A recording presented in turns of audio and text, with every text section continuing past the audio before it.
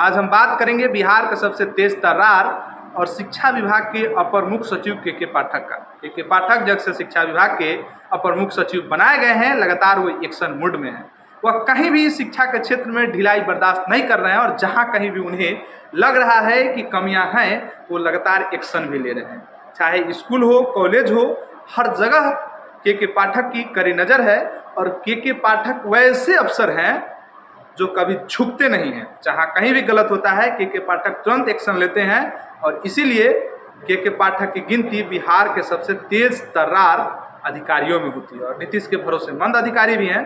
तो नीतीश कुमार ने इस बार उन्हें शिक्षा विभाग का जब से कमान दिया, क्योंकि बिहार के शिक्षा मंत्री चंद्रशेखर लगातार इधर उधर में उलझे हुए थे, तो ऐसे में उनको सीधा करने के लिए नीतीश कुमार ने के पाठक को शिक्षा विभाग का अपर मुख्य सचिव बनाया।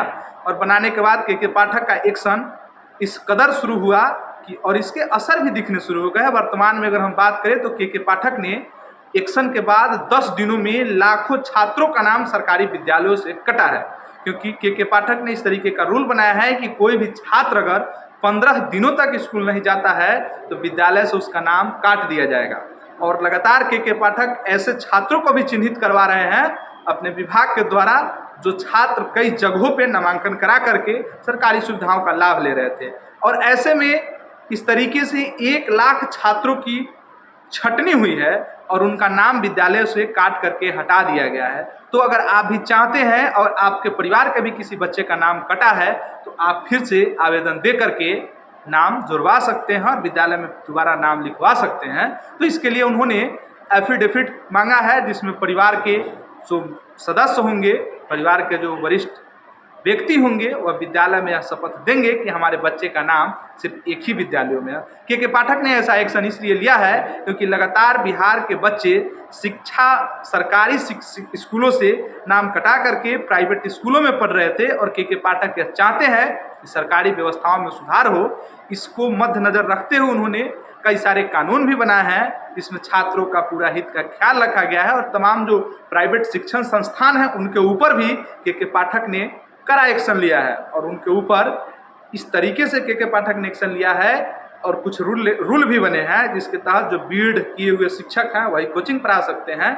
और कोचिंग वालों के लिए जो प्राइवेट कोचिंग संचालक है उनके लिए नियम बना है कि विद्यालय 9 बजे से लेकर के 4 बजे तक वह विद्यालय के पीरियड में, स्कूल के समय के पीरियड में कोचिंग का संचालन नहीं करेंगे और उन्हें 9 बजे से पहले कोचिंग का संचालन करना है और शाम में 4 बजे के बाद कोचिंग का संचालन करना है। तो ऐसे में कहीं ना कहीं छात्रों का एक बार फिर से विद्यालय के प्रति छात्रों का आकर्षण बढ़ेगा और इसका असर कहीं ना कहीं सरकारी स्कूलों में पढ़ रहे छात्रों के भविष्य पर भी पड़ेगा। और के पाठक सिर्फ भविष्य छात्रों को स्कूल ही नहीं ला रहे हैं और वो लगातार खाने की भी गुणवत्ता की जांच कर रहे हैं, खुद पहुंच रहे हैं, खुद खा भी रहे हैं। और जहां कहीं भी उन्हें कमी लग रही है वो लगातार वहां पर के शिक्षकों को जो है डांट फटकार भी लगा रहे हैं, एक्शन भी ले रहे हैं। और अगर फिर भी लोग नहीं सुधर रहे हैं तो उनके ऊपर जो है गाज भी गिर रहा है, क्योंकि कई सारे शिक्षकों को उन्होंने हटाया भी है।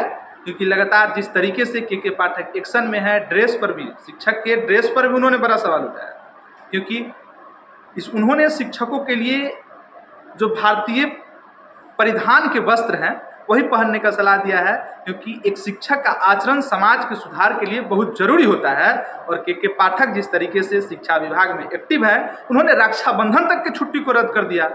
जो रक्षाबंधन पर्व हिंदुत्व का बहुत बड़ा पर्व माना जाता है, हालांकि यह भाई बहन के प्रेम का पर्व है और इसकी भी छुट्टी उन्होंने रद्द कर। तो आप समझ सकते हैं कि शिक्षा विभाग के लिए के पाठक कितना एक्शन में है और आखिर क्या चाहते हैं। तो शिक्षा विभाग में वो बड़ा सुधार इसलिए कर रहे हैं क्योंकि वह चाहते हैं कि बिहार के बच्चे के बेहतर भविष्य का निर्माण हो और उनके अंदर शिक्षा का में कुशलता प्रदान किया जाए। इसको लेकर लगातार वो एक्शन ले रहे हैं। तो धन्यवाद। बिहार और बिहार से जुड़ी तमाम खबर हम आप तक पहुंचाते रहेंगे। फिलहाल के लिए इतना ही। जुड़े रहिए हमारे साथ और इस खबर पर आपकी क्या राय है और आज इस पूरे घटनाक्रम के बारे में क्या सोचते हैं, कमेंट बॉक्स में जरूर बताएं। धन्यवाद।